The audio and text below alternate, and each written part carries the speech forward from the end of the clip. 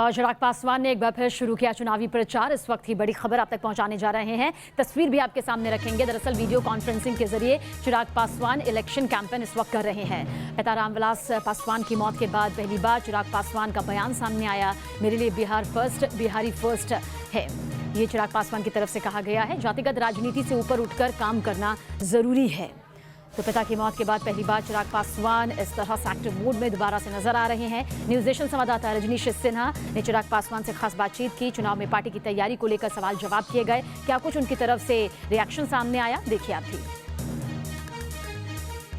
रामविलास पासवान की मृत्यु के बाद बिहार के चुनाव के बीच चिराग पासवान दोहरी भूमिका निभा रहे हैं।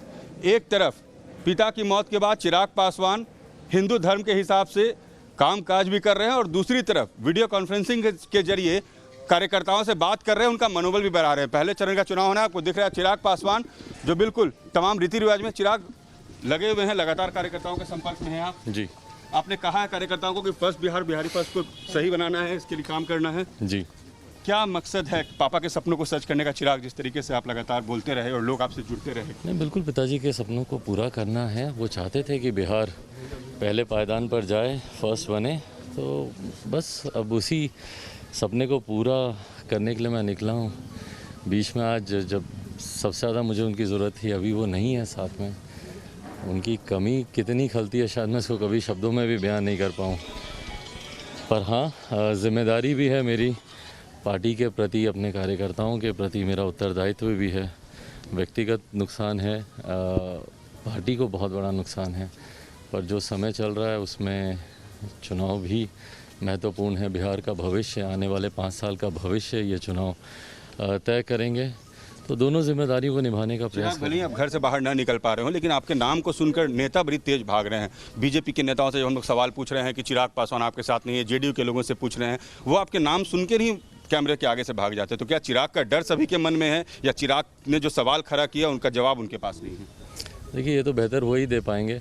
मैं एक सही सोच के साथ, सही नीयत के साथ मैं आगे बढ़ा हूँ। बिहार फर्स्ट, बिहारी फर्स्ट सोच बिहार को विकसित करने की सोच है।